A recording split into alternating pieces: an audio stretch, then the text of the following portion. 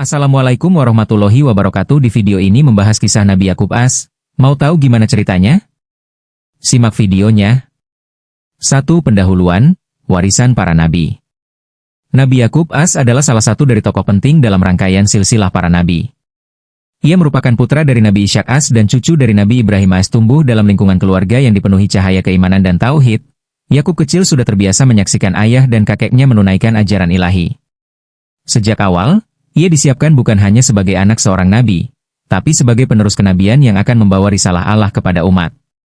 Yakub berarti yang menggenggam tumit, karena ia lahir sesaat setelah saudara kembarnya, Esau. Dalam banyak riwayat dan sumber, khususnya dalam literatur Islam dan Yahudi, diceritakan bahwa Yakub memiliki sifat lembut, penyabar, dan penuh hikmah, berbeda dengan saudaranya yang keras dan impulsif. 2. Masa muda, ujian pertama dan perjalanan ke negeri Haran. Masa mudanya tidak lepas dari ujian. Ayahnya, Nabi Ishak As, ingin memberikan berkah dan wasiat kenabian kepada salah satu dari anak-anaknya.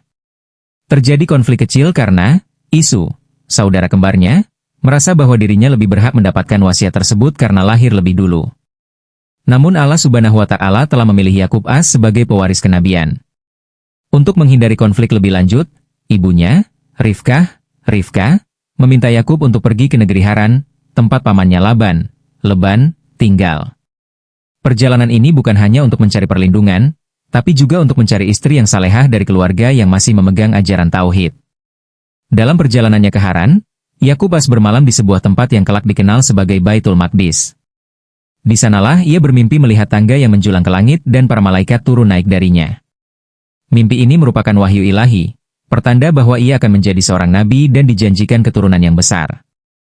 3. Kehidupan di Haran dan pernikahan. Sesampainya di Haran, Yakub disambut oleh pamannya Laban. Ia kemudian jatuh cinta kepada Rahil, putri Laban yang salehah. Namun Laban meminta syarat, Yakub harus bekerja selama 7 tahun terlebih dahulu. Setelah masa itu usai, Laban menipunya dengan menikahkannya dengan putri sulungnya, Laya. Untuk mendapatkan Rahil, Yakub harus bekerja 7 tahun lagi. Dengan kesabaran dan ketulusan, ia menyanggupi. Akhirnya, Yakub pun menikahi kedua putri Laban. Dari kedua istrinya, serta 2 hamba perempuan, Bilha dan Zilfa, Yakub dikaruniai 12 orang anak laki-laki, yang kelak menjadi pendiri 12 suku Bani Israel. Reuben, Simeon, Levi, Yehuda, Dan, Naftali, Gad, Asher, Isahar, Zebulon, Yusuf, dari Rahil, Bunyamin, dari Rahil. 4. Kembali ke tanah Kanaan.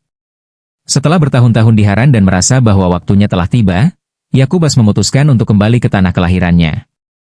Ia membawa seluruh keluarganya dan harta bendanya. Dalam perjalanan pulang, ia mendapat kabar bahwa saudara kembarnya, akan menemuinya dengan ratusan orang bersenjata. Yakub As pun berdoa dengan penuh kehusyukan kepada Allah agar diberi perlindungan dan dihindarkan dari pertikaian.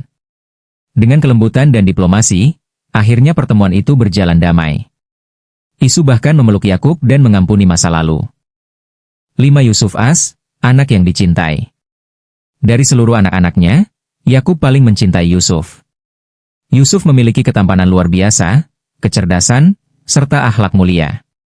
Di usia muda, Yusuf bermimpi melihat 11 bintang, matahari, dan bulan sujud kepadanya. Ia menceritakan mimpinya kepada sang ayah. Yakub As, yang juga seorang nabi, memahami bahwa mimpi itu adalah pertanda besar. Yusuf akan memiliki kedudukan tinggi dan membawa perubahan besar di masa depan. Namun, ia juga sadar bahwa hal ini dapat memicu kecemburuan dari saudara-saudara Yusuf. Ia pun menasihati Yusuf agar tidak menceritakan mimpi itu kepada saudara-saudaranya. Namun kecemburuan sudah mulai tumbuh di hati mereka, apalagi melihat kasih sayang sang ayah yang lebih besar kepada Yusuf dan Bunyamin. 6. Ujian terbesar, kehilangan Yusuf. Dengan tipu daya, saudara-saudara Yusuf mengatur siasat. Mereka berpura-pura ingin membawa Yusuf jalan-jalan, lalu membuangnya ke dalam sumur tua di padang pasir.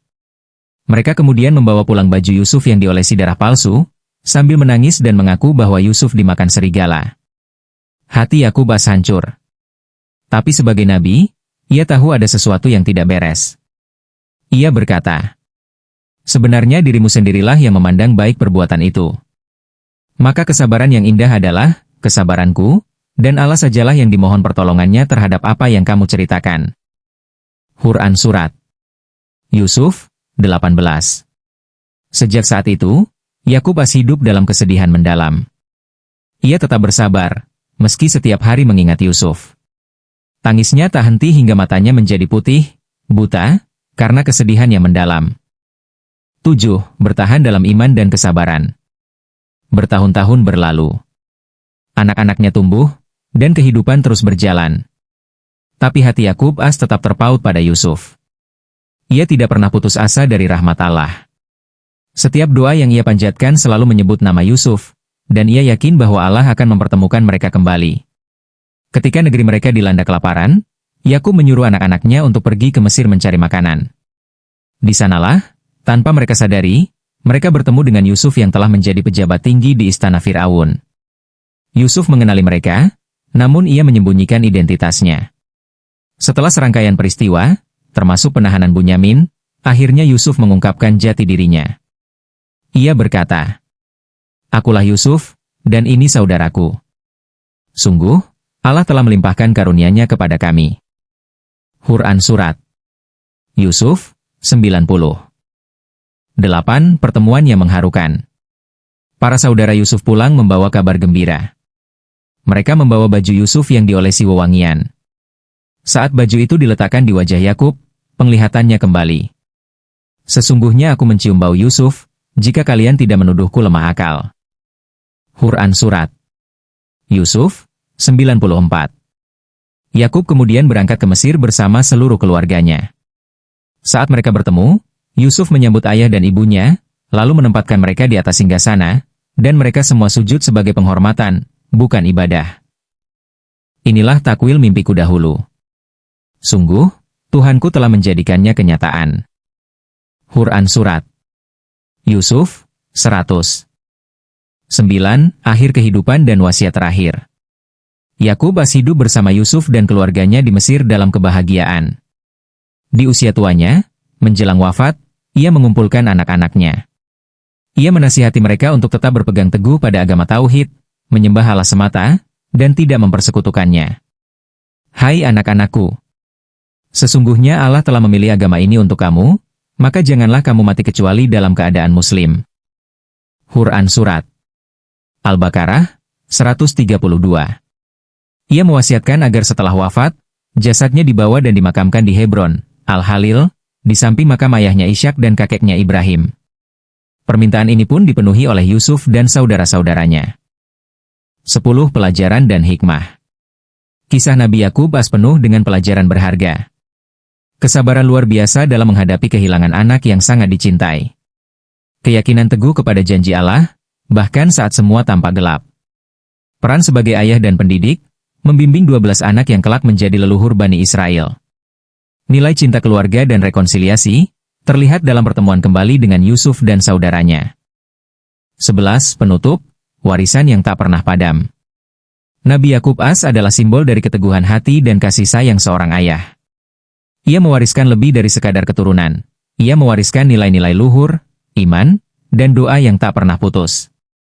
Namanya disebut dalam banyak kitab, dan keturunannya melahirkan banyak nabi, Musa, Harun, Daud, Sulaiman, Yahya, Isa, dan lainnya.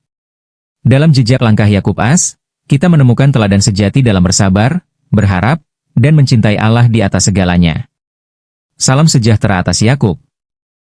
Quran Surat Asy-Syaffat, 108. Wassalamualaikum warahmatullahi wabarakatuh. Jangan lupa like, komen, dan subscribe.